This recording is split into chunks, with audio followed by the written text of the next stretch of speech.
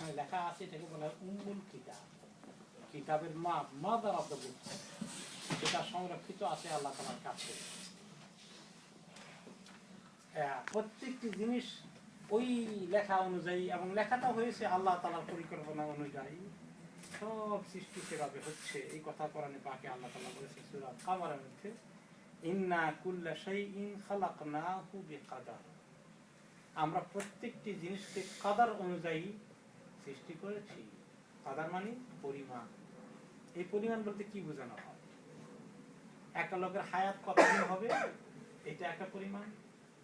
প্রত্যেকটি মানব শিশু বা প্রত্যেকটি সৃষ্টি কতদিন বাঁচবে, কতটুকু রিজিক পাবে, কি খাবে, কোথায় বিয়ে শাদী করবে, বাচ্চা কাচ্চা কটা হবে, কি চাকরি করবে, কোন দেশে তার মৃত্যু হবে, সব কিছু কাদারে লেখা হয়ে গেছে। এগুলো সহকারী সৃষ্টি হয়। ইন্না কুল্লা শাইইন খালাকনাহু বিকাদার।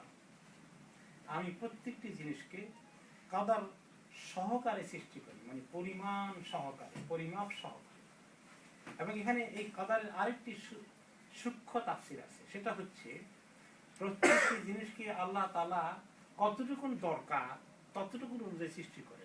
কি পরিমাণ সানলাইটের দরকার, আবার যদি বেশি হয়ে যায়, সীমা লঙ্ঘন করে, তাহলে পৃথিবী জ্বলে যাবে। আবার যদি কম হয়ে যায় তাহলে পৃথিবী বরফ হয়ে যাবে, অনেক কিছু মরে যাবে। কতটুকু সানলাইটের দরকার, বাতাস কি পরিমাণ দরকার, পানি কি পরিমাণ দরকার, সব কিছুকে আল্লাহ তাআলা এই ব্যালেন্স করে সৃষ্টি করেছেন। কাদারের আরেকটি অর্থ কিন্তু ব্যালেন্স। সব কিছু পরিমাণ মতো হয়ে গেলে তখন কিন্তু সব কিছু ঠিক হয়। আপনি চা বানাচ্ছেন, চিনি যদি এতগুলো দিয়ে ফেলেন, কাদার ঠিক মতো হলো না। যারা দুধ খান, দুধের পরিমাণে একটা ব্যালেন্স করে রক্ষা করে দিতে হবে। যতটুকু হলে আপনার আন্দাজ অনুযায়ী ব্যালেন্স কি হবে, ততটুকু আপনি এক একটি জিনিস দেবেন সেখানে। তরকারি পাক করতে, যে কোনো কাজ করতে, প্রত্যেকটি জিনিসের পরিমাণ মতো মেপে মেপে করে মানুষ, তাই না? আন্দাজে করে ফেললে কিন্তু কোনো জিনিস বেশি হয়ে ফেলে, কোনো জিনিস কম হয়ে গেলে তখন কিন্তু সব উল্টাপাল্টা হয়ে যায়। এটাও আরেকটি সূক্ষ্ম তাফসীর। প্রত্যেকটি জিনিসকে আমি পরিমাণ মতো পয়দা করেছি। এই জন্য পৃথিবীর সব কিছু খরচ করার ক্ষেত্রেও আমরা পরিমাণ মতো খরচ করা উচিত। কোনো কিছু অতিরিক্ত করে ফেলা ঠিক না, কোনো কিছুর প্রয়োজন থেকে কম খরচ করা আবার ঠিক না।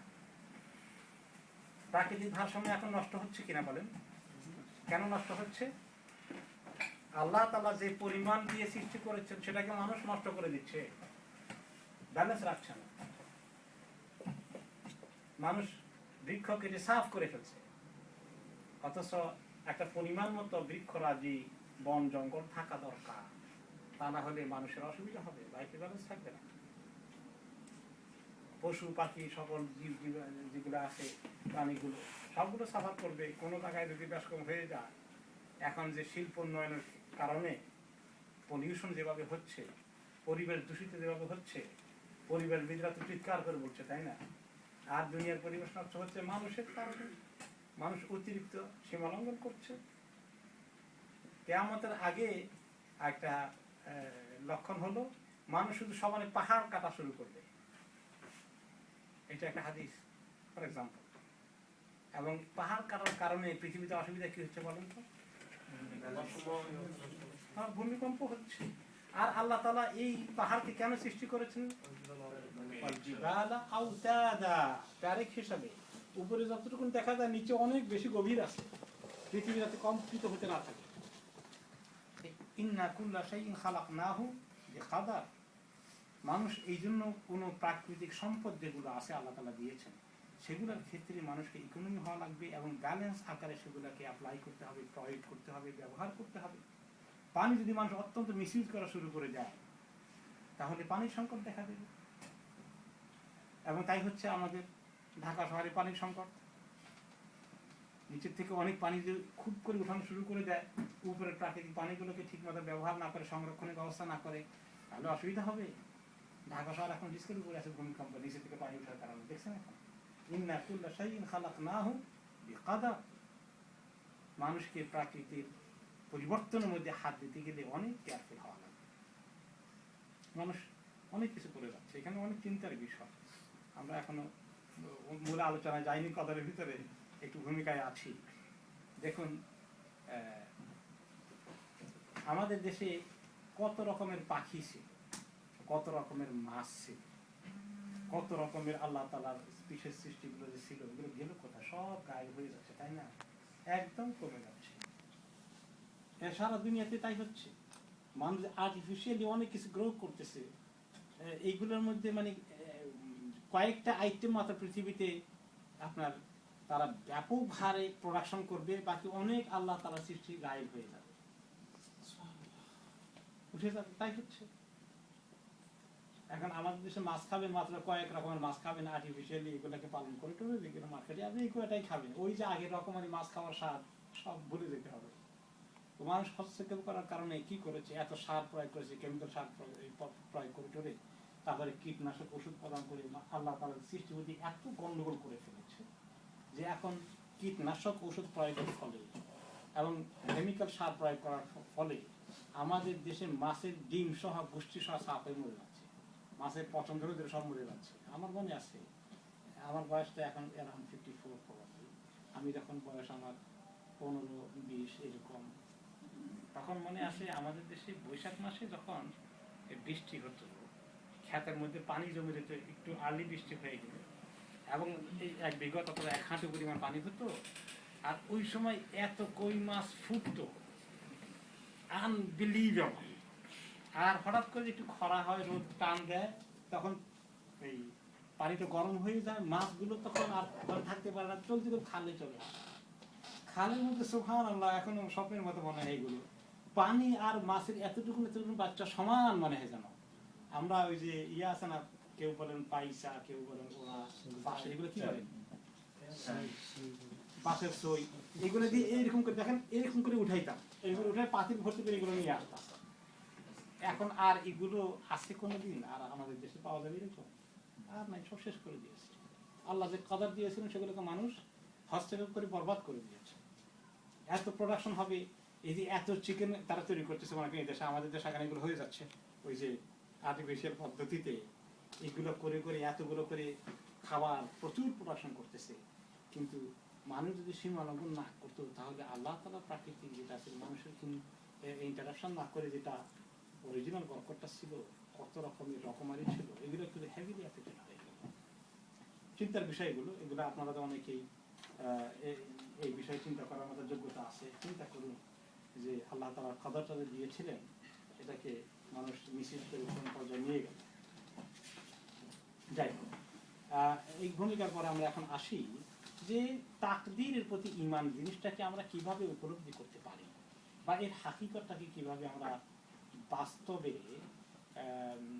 বুঝতে পারি। এই জন্য ওলামায়ে কেরাম বলেন যে 3 পর্যায়ে তাকদীরকে বুঝতে হবে। তাকদীর বোঝার 3টি পর্যায় আছে। একটা হচ্ছে 4টি পর্যায়। একটা হচ্ছে আল ইলম, আল্লাহ তাআলা সব জানা আছে আগাম কি কি ঘটবে। এটা হলো একটা তাকদীরের বিষয়, যে আল্লাহ তাআলা সব জানেন, আমরা কেউ জানি না ইন অ্যাডভান্স কি হবে, 100 বছর পরে কি ঘটবে, কিন্তু আল্লাহ তাআলা সব জানেন। আল্লাহ তাআলার ইলমে এটা কোনো অসম্ভব বিষয় নয়, কি হবে সব তিনি জানেন। আল্লাহ তাআলা সূরা তালাকের 12 নম্বর আয়াতে বলেছেন, লিতা'লামু আন্নাল্লাহা আলা কুল্লি শাইইন কাদির ওয়া আন্নাল্লাহা ক্বাদ আহাতা বিকুল্লি শাইইন ইলমা। এই যে তাকদীরের এই সমস্ত কিছু ঠিক করে দেওয়া হয়েছে, বলা হচ্ছে তোমাদেরকে, এগুলো এই জন্য যাতে তোমরা জানতে পারো যে আল্লাহ তাআলা সব কিছু করতে সক্ষম এবং সকল কিছু তার জ্ঞানের আওতায় রয়েছে। কোনটাই আল্লাহ তাআলার জ্ঞানের আওতার বাইরে নয়। ভবিষ্যৎ কি ঘটবে একদম এই পৃথিবী শেষ পর্যন্ত, তারপরে যা ঘটবে সব কিছুই আল্লাহ তাআলার নলেজে আছে। এখন এটা আল্লাহ তাআলা জানেন, জানার কারণে এটাকে আল্লাহ লেখার ব্যবস্থা করেছেন। ওই জানা জিনিসটাকে আল্লাহ তাআলা লেখার ব্যবস্থা করে দিয়েছেন, তকদীর লেখাটা এই কারণে করেছেন। আল্লাহ তাআলা বলেছেন যে আলাম তা'লাম আন্নাল্লাহা ইয়া'লামু মা ফিস সামাই ওয়াল আরদ ইন্না যালিকা ফি কিতাব ইন্না যালিকা আলাল্লাহি ইয়াসির। সূরা আল হাজর 70 নম্বর আয়াতে আল্লাহ তাআলা ইরশাদ করেন, আপনি কি জানেন না যে আল্লাহ তাআলা আকাশ জমিনে যা কিছু আছে, যা কিছু ঘটবে সব কিছু জানতে পারেন, সব কিছু সম্পর্কে অবগত। আর শুধু অবগত নন তাই নয়, শুধু ইন্না যালিকা ফি কিতাব, এই সব কিছু একটি কিতাবে লেখা আছে। আর এত আগাম জানা সব কিছু লিখে রাখা, ইন্না যালিকা আলাল্লাহি ইয়াসির, এই সব কিছু আল্লাহর জন্য একদম সহজ, কোনো কঠিন না। একটা কিতাবে সব লেখা আছে, ফি উম্মিল কিতাব, কোরআন শরীফের লেখা আছে যে মূল কিতাবে সব লেখা আছে। তাহলে একটা হলো আল্লাহ তাআলা জানেন সব কিছু, একটা হলো লিখে রাখা হয়েছে এবং ওই কলম সৃষ্টি করে কলম দিয়ে লেখার ব্যবস্থা করা হয়ে গেছে ওই কিতাবের মধ্যে। এরপরে 3 নম্বর থার্ড লেভেল অফ তাকদীরের প্রতি বিশ্বাস হচ্ছে আল মাশিয়া। যা কিছু ঘটে এগুলোর ক্ষেত্রে আল্লাহ তাআলার পক্ষ থেকে অনুমোদন হয়ে গেছে। আল্লাহ ইচ্ছার বাইরে কিছু ঘটবে না, এগুলোর ক্ষেত্রে আল্লাহ তাআলা স্যাংশন করে দিয়েছেন যে that will be happening, everything যা কিছু ঘটে। রাব্বুকা ইয়াখলুকু মা ইয়াশাউ ওয়া ইয়াখতার, সূরা আল কাসাসের ৬৮ নম্বর আয়াতে আল্লাহ তাআলা ইরশাদ করেন যে আপনার রব সৃষ্টি করেন যা চান এবং যা তিনি ইচ্ছা করেন। তাহলে আল্লাহ তাআলা ইচ্ছার বাইরে কিছু কেউ কেউ বলবেন যে একটা লোক চুরি করে একটা ক্ষতিগ্রস্ত করবে, আল্লাহ এমন জিনিসটাকে কেমনি ইচ্ছা করলেন? আল্লাহ তাআলা এটা হোক, এটা আল্লাহ তাআলা ইচ্ছা দুই রকম আছে, একটা মাশিয়াতুল্লাহ কাদারিয়া, একটা মাশিয়াতুল্লাহ শারঈয়া। শারআন আল্লাহ তাআলা কোনো খারাপ জিনিস মানুষ করুক কখনো চান না, কেউ জিনা করুক, কেউ মদ খাক, কেউ চুরি করুক, কেউ ক্রাইম করুক, আল্লাহ কি তাহলে এটা চান? এটাকে বলে শারঈ চাওয়া, শরীয়তের হুকুম হলো যে এইগুলো কেউ করবে না, কিন্তু ক্রাইম ঘটে যায় পৃথিবী, খুন করে ফেলে মানুষ, চুরি করে ফেলে, জুলুম করে, অন্যায় করে, সীমালঙ্ঘন করে, এগুলা যে আল্লাহ তাআলা করার জন্য অনুমোদন না থাকলে তারা করতে পারবে না। যেমন একটা লোক চুরি করার জন্য কয়েকদিন ঘোরাঘুরি করে, চান্স পায় না, যেই ঢুকতে যায় দেখে যে বাড়িওয়ালা ট্যাপ পেয়ে গেছে, পালিয়ে দেখে চলে আসতে হয়। আল্লাহ তাআলার মাশিয়া নাই, ফয়সালা নাই, হবে না। কিন্তু যেদিন আল্লাহ তাআলা ফয়সালা হয়ে যাবে বা আল্লাহ অ্যালাউ করে দিবেন, সেদিন সে চটকে ঢুকে কাম সেরে ফেলবে। দুশমন আপনাকে হত্যা করার জন্য গুলি করেছে, নিশ্চিত আপনি মরে যাওয়ার কথা, আপনার গুলি লাগেনি। কেন লাগেনি? যে আল্লাহ তাআলা চান না আপনি এইভাবে মৃত্যু, কিন্তু আরেকজনকে গুলি করে দিয়েছে, সে মরে গেছে, এটা আল্লাহর ফয়সালা হয়ে গেছে, সে এইভাবে মারা যাবে। আল্লাহ তাআলা এটাকে পছন্দ করেন না, কিন্তু এখানে আল্লাহ তাআলার অনুমোদন দেওয়া আছে, without his sanction nothing will happen. গাছের একটি পাতাও পড়ে না আল্লাহ তাআলার অনুমোদন না থাকে। তাহলে 3 নম্বর হচ্ছে যে আল্লাহ তাআলার ইচ্ছার বিরুদ্ধে কিছুই ঘটবে না। এই জন্য মুমিন বিপদগ্রস্ত, বিপদে পড়ে গেলেও খুব আফসোস করে, হতাশ হয়ে, পাগল হয়ে যাবে না, মনে করবে আল্লাহর পক্ষ থেকে পরীক্ষা ঘটে গেছে। একটা কাজ করতে চাচ্ছিল, সেটা পেল না, অথবা দৌড়ে আপনি আসলে একটা ট্রেন ধরবেন, ফ্লাইটটা ধরবেন, কিন্তু হঠাৎ করে একেবারে অল্প কারণে লেট হয়ে গেল, ফ্লাইটটা চলে গেল, আপনার বিরাট কষ্ট পেলেন, আপনার মনটা কেমন লাগে তখন? তখন বলে দিতে হবে মা শা আল্লাহু কান, যেটা আল্লাহ তাআলা চেয়েছেন সেটা হয়ে গেছে। তো আল্লাহ তাআলার ইচ্ছার বাইরে হতো না, কাদারুল্লাহ ওয়া মা শা ফাআল, আল্লাহর তাকদীর কার্যকরী হয়ে গেছে, তিনি যেটা চেয়েছেন সেটা করে ফেলেছেন। আমি ঠেকাতে পারিনি, আটকাতে পারিনি, ফ্লাইট ধরতে পারিনি, এটা আল্লাহ তাআলার ফয়সালা এইভাবেই ছিল।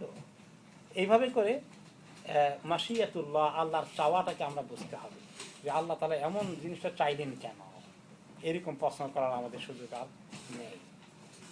তাহলে 3 নম্বর হচ্ছে আল্লাহ তাআলা যেটা চান সেটা ঘটবে, তিনি যেটা চান না কখনো সেটা ঘটবে না। সেই কথা অন্য একটা হাদিসে আসছে না, যে সারা দুনিয়ার মানুষ যদি ঐক্যবদ্ধ হয়, আইয়ান ফাউকা, তোমাকে কোনো উপকার করবে, তারা তোমার এতটুকু বেশি উপকার করতে পারবে না যতটুকু আল্লাহ তাআলা লিখে রেখেছেন। সারা দুনিয়ার মানুষ যদি ঐক্যবদ্ধ হয় তোমার ক্ষতি করে, তোমার 12টা বাজিয়ে ছাড়বে, তারা ততটুকু বেশি ক্ষতি করতে পারবে না যতটুকু আল্লাহ তাআলা বরাদ্দ করে দিয়েছেন। বাস, তো এটা আমরা বুঝতে হবে যে এটা মাশিয়াতুল্লাহ, আল্লাহ তাআলার চাওয়ার বাইরে কিছু হয় না। কিন্তু আল্লাহ তাআলার চাওয়া 2 রকম।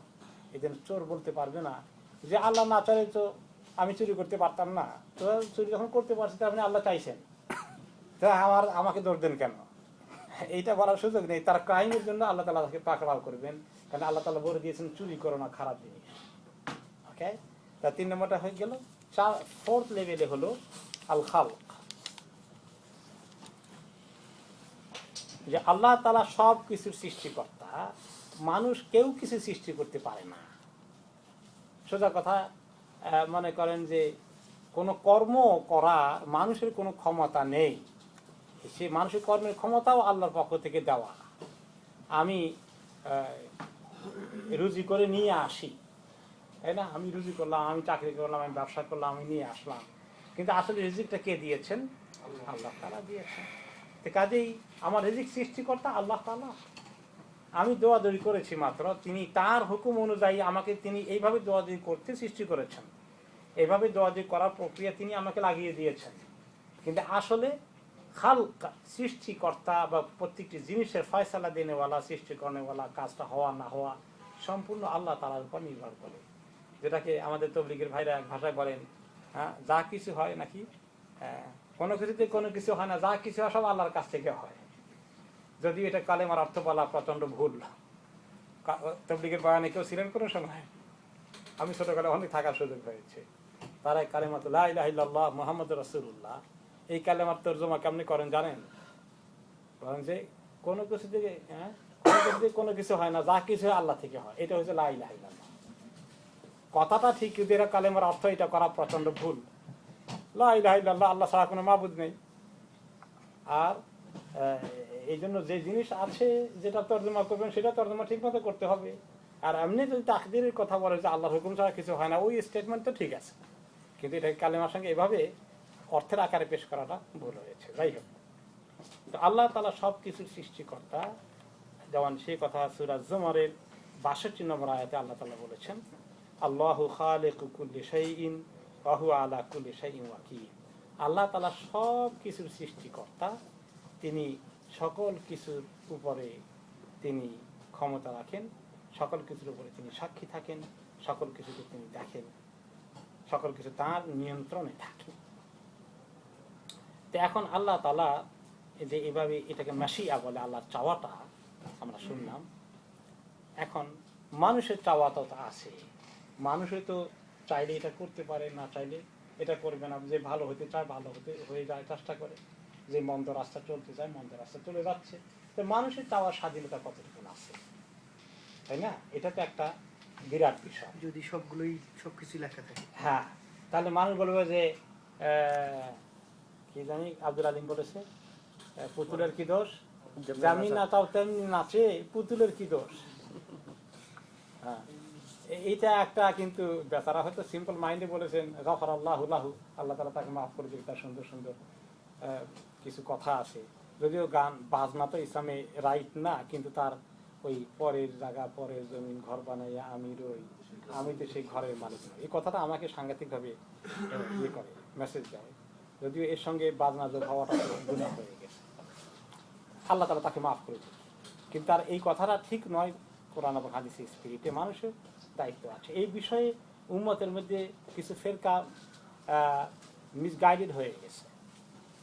এই মানুষের ইচ্ছা আর আল্লাহর ইচ্ছা, এই দুইটার মধ্যে কিভাবে ব্যালেন্স হবে, এখানে সঠিক বুঝ না থাকার কারণে উম্মতের দুইটা গ্রুপ মিসগাইডেড হয়ে গেল। একটা গ্রুপের নাম হলো জাবারিয়া, একটা গ্রুপের নাম হলো কাদারিয়া। জাবারিয়া, জাবার থেকে, জাবার মানে হচ্ছে মজবুর, আমি মজবুর হয়ে গেছি, কোনো উপায় ছিল না, এরকম বলি না আমরা, মানে বাধ্য, আমার কোনো চয়েস নাই। তো জাবারিয়া এক ধরনের একটি ফেরকা উম্মতের মধ্যে এসেছিল।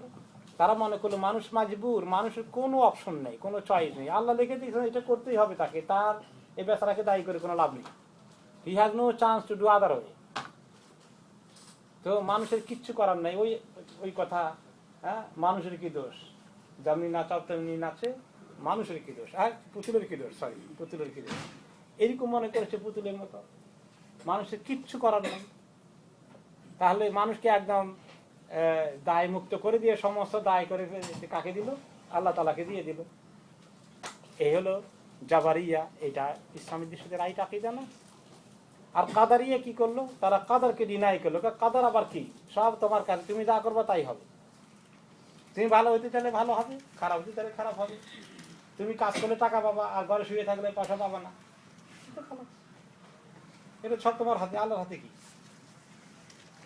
আল্লাহ তাআলার হাতে তারা, তুমি যেটা চাও সেটা আল্লাহ তোমাকে দিবেন বাড়ি বা মানে আল্লাহর হাতে কিছু রাখে নাই তারা, সব কিছু মানুষের হাতে দিয়ে দিল।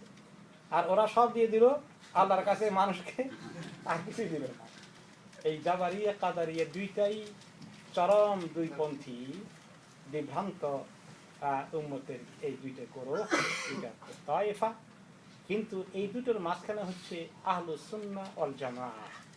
আহলুস সুন্নাহ ওয়াল জামাআহ হলো এই দুটোর মধ্যে ঠিক মাঝখানে অবস্থান করছে। তারা বলে যে আল্লাহ তাআলার মাশিয়া যেমন ইচ্ছা বাইরে কিছু ঘটে না ঠিক, কিন্তু আল্লাহ তাআলা মানুষকে কিছু ইচ্ছা স্বাধীনতা দান করেছেন। লিল আবদি মাশিয়াতুন ওয়া ইখতিয়ার, সৃষ্টির জন্য মাশিয়াত রয়েছে, তার ভালো মন্দ বাছাই করার তার স্বাধীনতা আল্লাহ তাআলা তাকে দিয়েছেন। শরীয়তের মধ্যে আল্লাহ তাআলা বলেছেন, যেমন সূরা তাকওয়ির ইযা শামসু কুবিরাত, ওখানে আছে 28 নম্বর আয়াতে, লিমান শাআ মিনকুম আইয়াস্তাকিম। দেখো এই কোরআন হিদায়াত দেবে, ইসলাম তোমাদেরকে হিদায়াত দিবে যারা চায় আইয়াস্তাকিম, ইস্তিকামত অর্জন করতে, যারা চায় সঠিক পথে আসতে। ফামান শাআ ফালিউমিন ওয়া মান শাআ ফালিয়াকফুর। অন্য আয়াতে আল্লাহ তাআলা বলেছেন যে চায় সে ঈমান আনবে, আনুক, আর যে চায় কুফরের রাস্তায় যাবে যাক। আমি কাউকে জবরদস্তি হেদায়েতের দিকে নিয়ে আসবো না, সবাইকে আমি ইখতিয়ার দেব। তুমি ইচ্ছা করে সঠিক রাস্তা চুজ করছো না তুমি রং রাস্তা চুজ করছো, এটাই তো তোমার পরীক্ষা। লিয়াবলুয়াকুম আইয়ুকুম আহসানু আমালা। এই পরীক্ষা করার জন্য তো আল্লাহ তাআলা আমাদেরকে সৃষ্টি করেছেন, এই ইখতিয়ার দিয়েছেন, এই স্বাধীনতা দিয়েছেন। তবে এই স্বাধীনতার একটা লিমিট আছে, তাই না? লিমিট আছে না? লিমিট আছে যে আমার চাওয়া প্রচেষ্টা যথেষ্ট নয়, এখানে আল্লাহ তাআলার স্যাংশন লাগবে, তাহলে কার্যকরী হবে। আমি অনেক ইভল প্ল্যান করতে পারি, নাউযুবিল্লাহ। আমি পারলেই কি সব সাকসেসফুল হয়ে যাব? কোনো কোনো সময় হই, কোনো কোনো সময় হই না। তাহলে ফাইনাল এক জায়গায় আছে। তাহলে আমার চাওয়ার উপরে আল্লাহ অনেক কিছু আল্লাহ তাআলা আমাকে দেবেন ঠিক। আমি যদি চাই হিদায়াত, আল্লাহর কাছে আল্লাহ হিদায়াত দেবেন, এই জন্য শিখিয়ে দিয়েছেন, বলো ইহদিনাস সিরাতাল মুস্তাকিম, চাও আল্লাহ তাআলার কাছে। আমি চাইতে হবে, কাঁদতে হবে, আরাধনা করতে হবে, তাহলে আল্লাহ তাআলা আমাকে আস্তে আস্তে করে হিদায়াত স্যাংশন করে দেবেন। আর আমি যদি কেয়ার না করি, কিছুই চাই না, আমি বঞ্চিত হতেই থাকবো।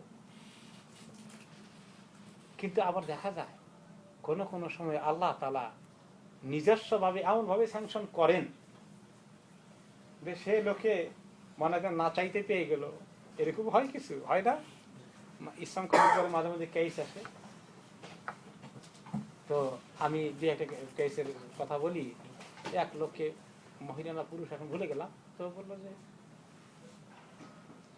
তোমার, জিজ্ঞেস করলাম যে কিভাবে ইসলামের দিকে তুমি অনুপ্রাণিত হলে, কোন জিনিস তোমাকে এদিকে ধাবিত করলো? বললো যে আমি স্বপ্ন দেখলাম, মসজিদের মতো কিছু একটা দেখতে পেলাম, আমি মসজিদে ঢুকে গেছি, এমন ঢুকার সঙ্গে আমার কাছে অনেক পিস মনে হয়ে গেল। হ্যাঁ, তারপরে আবার এরকম এই লাইনের আরেকদিন দেখলো, তখন আমি দেখলাম যে something is really very serious. তখন আমি আসলাম মসজিদে, দেখা করলাম, জানলাম, শুনলাম, একটু বই নিলাম, পড়লাম। এখন আমার কাছে মনে হচ্ছে যে ইসলাম আমাকে গ্রহণ করতে হবে, আমি তো বুঝতে পারছি এটাই হক দিন। তো দেখেন তার এই ইয়েটা কি ছিল, ইনিশিয়াল ইয়েটা স্বপ্ন, আল্লাহ তাআলা তাকে স্বপ্ন দেখিয়ে দিয়েছে। সে চাইনি আল্লাহ তার কাছে এমন কিছু, তো কোনো কোনো সময় আল্লাহ তাআলা করে দেন এরকম, এটা ঠিক। কিন্তু সব কিছু এইভাবে হয় না। অনেক কিছু আমাদের কাজে কর্মেও ঘটে, অনেক কিছু এমনভাবে পেয়ে গেছি চিন্তাও করে যেভাবে পাবো, হঠাৎ করে আল্লাহ তাআলা মিলাই দিলেন, হয় না এরকম? আবার কোনো কিছু অনেক কষ্ট করে পাই না, আবার অনেক আছে আমি চেষ্টা না করলে কিছুই হয় না, চেষ্টা করলে দেখি হয়ে যাচ্ছে। তাহলে আমাদের ইচ্ছা আছে, এর একটা লিমিট আছে। কখনোই আমরা সেই লিমিট, আমাদের ইচ্ছাটাই যথেষ্ট নয়, এইটার উপরে আরেকটা বড় ব্রেক আছে, কন্ট্রোল আছে, ওইখানে আসল স্যাংশন ওখান থেকে হচ্ছে। তা আমাদের ইচ্ছাটাকে আল্লাহ তাআলা অনেকটা চান্স দিয়েছেন, আমরা কি চাই সে অনুযায়ী আল্লাহ তাআলা আমাদেরকে গাইড করেন, কন্ট্রোল করেন, হেল্প করেন, দেওয়া না দেওয়ার সিদ্ধান্ত আল্লাহ তাআলা নেন। ওই কথাটা ওই সূরা তাকবীরের পরের আয়াতে আল্লাহ তাআলা বলে দিয়েছেন। আগের আয়াতে বললেন লিমান শাআ মিনকুম আন ইয়াস্তাকিম, তোমাদের মধ্যে যারা চায় ইস্তেকামত অর্জন করতে, সহি রাস্তায় চলতে, তাদের জন্য এই কোরআনে অনেক হিদায়াত নসিহত অনেক কিছু আছে। কিন্তু পরের আয়াতে আল্লাহ তাআলা বলে দিলেন ওয়া মা তাশাউনা ইল্লা আন ইয়াশা আল্লাহু রাব্বুল আলামিন।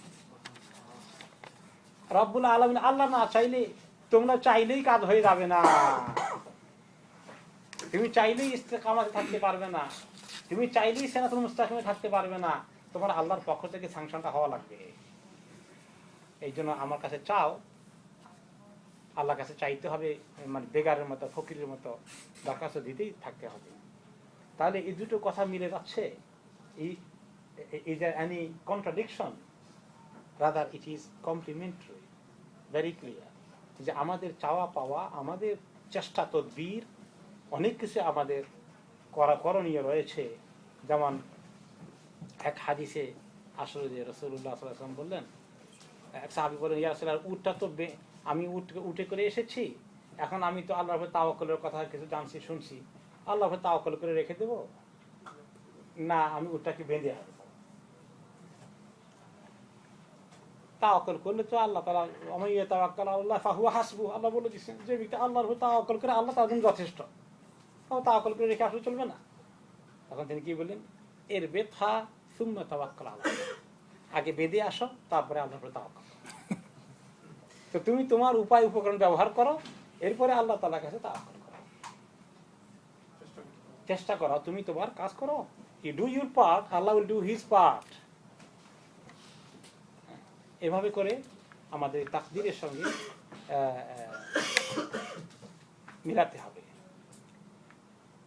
আপ টু 9 o'clock, আমি তো 9 o'clock চলে যাওয়ার ইচ্ছা ইনশাআল্লাহ। 9:45 এর শেষ করি, 15 মিনিট কোশ্চেন জন্য থাকে ইনশাআল্লাহ। রাইট, আমি মাগরিবটা যে করার কথা আছে ইনশাআল্লাহ। ওকে, রাইট। তো এখানে এই তাকদীরের বিষয়টা এভাবে বুঝতে হবে যে আমাদের চেষ্টা তদবির কোনো কাজে লাগবে না আল্লাহর ফয়সালা না হলে। আর আল্লাহ তাআলা বলেছেন চেষ্টা করো, তিনি বলছেন না করো, এভাবে করতে থাকো, আল্লাহ তাআলা নিজে বলেছেন।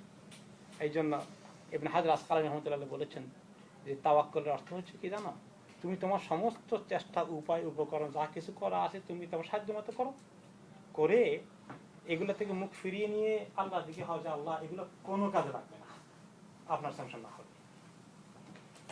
এইটা না বলে তাওয়াক্কুল, দেখছেন?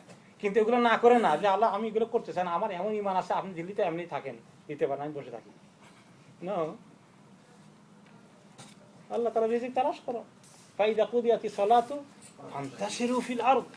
তিনি এতবার বলছেন যে ওমা মিন দাব্বাতিন ফিল আরদি ইল্লা আলাল্লাহি রিজকুহা, জমিনে কোনো প্রাণী নেই যার রিজিকের দায়িত্ব আল্লাহ গ্রহণ করেননি।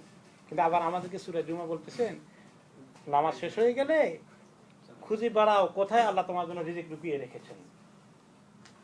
তাহলে এইটা ভেরি কমপ্লিমেন্টারি, এখানে কোনো কন্ট্রাডিকশন নেই। আননেসেসারি মানুষ কনফিউশন কেন ভুগবে? তাওয়াক্কুল এরকম জিনিস, এবং এর সঙ্গে প্রয়োজনীয় আসবাব এমন জিনিস। তো এই সময় এই উপলক্ষে ওই আরেকটি উটের কথা মনে পড়লো। এক বেদুইন উটওয়ালা মসজিদে নববীতে আসছেন, পরের কথা, রাসূলুল্লাহ সাল্লাল্লাহু আলাইহি ওয়াসাল্লাম জামানোর পরের কথা। বেচারা খুব আল্লাহওয়ালা মানুষ, খুব সাধারণ মানুষ, খুব সিম্পল মাইন্ডেড পারসন। উটটাকে বেঁধে নামাজ পড়লেন মসজিদে নববীতে, খুব মনোযোগ দিয়ে নামাজ পড়লেন। এসে দেখেন যে উটটা আর নাই। তখন তিনি বললেন যে আল্লাহ, আমি এতক্ষণ তোমার নামাজটার হেফাজত করলাম আর তুমি আমার উটটার হেফাজত করলাম না। আল্লাহ, আমি আমার উটটাই। সুবহানাল্লাহ, তার এই কথা বলার অধিকার আছে, মাশাআল্লাহ। ওই লেভেলে তিনি কিছুক্ষণের মধ্যে উটটা চলে আসে। এরকম ঘটে। ওই লেভেলে পৌঁছতে পারলে আলহামদুলিল্লাহ, সেটা ওই লেভেল অর্জন করতে পারলে আলহামদুলিল্লাহ। এই জন্য বলা হচ্ছে কারামাতুল আউলিয়া হক। আল্লাহ তাআলা যারা ওলি হতে পারেন তাদেরকে আল্লাহ তাআলা এরকম মর্যাদা দান করে ফেলে, তাদের কথাকে আল্লাহ তাআলা এভাবে কবুল করে ফেলে, মুস্তাজাবুদ দাওয়া তারা হয়ে যায়। যাই হোক, ওইটা তো আরেক জগৎ। আবার আমাদের ওলি আল্লাহর কেরামত যা আবিষ্কার হয়েছে সেটা বলতে গেলে তো সব সুবহানাল্লাহ, সম্পূর্ণ উল্টা পাল্টা শয়তানি যত আছে এগুলো কারামত হয়ে গেছে। ওকে, আমরা এবার আসি। তাহলে আমরা এখানে যেটা শিখলাম যে মানুষের ইচ্ছা মানুষের চেষ্টা তদবিরের দায়িত্ব রয়েছে। শুধু আল্লাহর উপরে ভরসা করে বসে থাকতে আল্লাহ তাআলা আমাদেরকে সৃষ্টি করেননি, আমাদেরকে আমাদের চেষ্টা করতে বলেছেন এবং তাওয়াক্কুল করতে বলেছেন। দুটো একসঙ্গে থাকবে। যে মানুষ চেষ্টা করবে না, শুধু তাওয়াক্কুল করবে, তার ঈমান ইসলাম ঠিক নয়। আর যে শুধু চেষ্টা তদবির দোয়াবি করবে, আল্লাহর কাছে ফয়সালা আছে এটা বিশ্বাস করে না, চাওয়ারও চেষ্টা করে না, তার ঈমানও ঠিক নয়। দুটো একসঙ্গে থাকবে, এটাই হচ্ছে প্রকৃত ঈমান।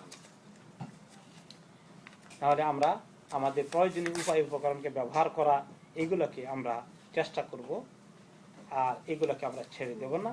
এই জন্য আমাদের যখন চিকিৎসা লাগবে তখন আমরা ডাক্তারের কাছে যাই, তাই না? হাদিসে রাসূলুল্লাহ সাল্লাল্লাহু আলাইহি ওয়াসাল্লাম বলেছেন, দাউ ইবাদাল্লাহ দাউ, আল্লাহর বান্দারা চিকিৎসা করো।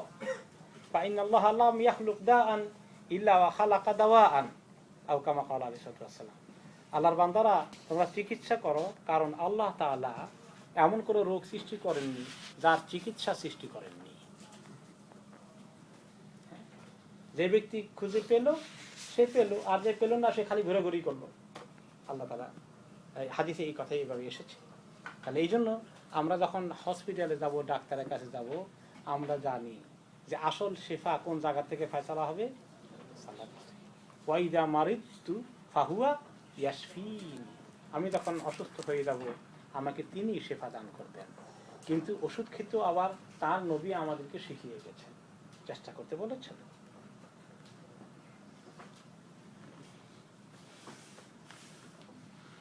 এরপরে আমরা আসি যে এই তাকদীরের বিষয়ে এখন কারো বুঝে আসে না। আচ্ছা, ওই জিনিসটা এইভাবে হলো কেন, এটা আমার বুঝে এখনো আসলো না, এটাতে কি নিয়ে খুব বেশি প্রশ্ন করতে থাকা। দুটো জিনিস নিয়ে বেশি প্রশ্ন করতে আসলে নিষেধ করেছে। একটা হচ্ছে শয়তান এসে তোমাকে জিজ্ঞেস করবে যে তাকদীর এটা কেমনে হলো, ওটা কেমনে হলো। বেশি প্রশ্ন আসলে তখন থেমে যাবা, আর তাকদীর নিয়ে তুমি বেশি নাড়াচাড়া করবা না। আরেকটা হলো যে আচ্ছা, সব তো আল্লাহ সৃষ্টি করেছেন, আল্লাহকে সৃষ্টি করেছে কে? নাউযুবিল্লাহ। এই দুটো জিনিস শয়তানের বড় হাতিয়ার, যে এই দুটোর দিকে গেলে তুমি চুপ, আর আগাবা না, তোমার মাইন্ডকে ডাইভার্ট করানোর দিকে নিয়ে যাও। এটা নিয়ে গবেষণা করা, চর্চা করা, প্রশ্ন করা, ডিবেট করা, এই কাজে যাবা না, এটা নিষেধ। অনেক হাদিস এসেছে, নবী করিম সাল্লাল্লাহু আলাইহি ওয়াসাল্লাম নিষেধ করেছেন উম্মাহকে। একটা হাদিসে এসেছে, রাসূলুল্লাহ সাল্লাল্লাহু আলাইহি ওয়াসাল্লাম একদিন বের হয়ে আসলেন, খারাজা যাতা ইয়াউমিন ওয়ান নাসু ইয়াতাকাল্লামুনা ফিল কদর। তিনি শুনতে পেলেন কিছু সাহাবী বসে তাকদীর সম্পর্কে একটু ডিবেটের মতো আলোচনা করছে। তখন তিনি কি করলেন? তিনি রাগ হয়ে গেলেন। ফাকান্নামা তাফাক্কা ফি ওয়াজহিহি হুব্বার রুম্মান মিনাল গাদাব। উনি এত রাগ হয়ে গেলেন, মনে হলো যে রুম্মান, রুম্মান চেনেন তো? ডালিম বা বেদানাও বলে বড়গুলো, এগুলা লালচে যেগুলো হয়, মনে হলো যে রুম্মানের বেদানা বা এগুলোর বিচি এটা খুলে রস ওনার চেহারায় লাগিয়ে দেওয়া হয়েছে, তার মানে লালচে হয়ে গেছে। রাগের কারণে তিনি একটু চেহারা ওনার লাল হয়ে গেল সাহাবীদের এই বিষয়ে ডিবেট করতে দেখে। তারপরে তিনি তখন বললেন, সাবধান করে দিয়ে, মা লাকুম তাদরিবুনা কিতাবাল্লাহি বা'দাহু বিবা'দ বিহাদা হালাকা মান কানা ক্বাবলাকুম। তোমাদের কি হয়েছে? আল্লাহর কিতাব সংক্রান্ত বিষয় নিয়ে আলোচনা করা, তার মানে এই তাকদীর বিষয়ের মতো আলোচনা করতেছো।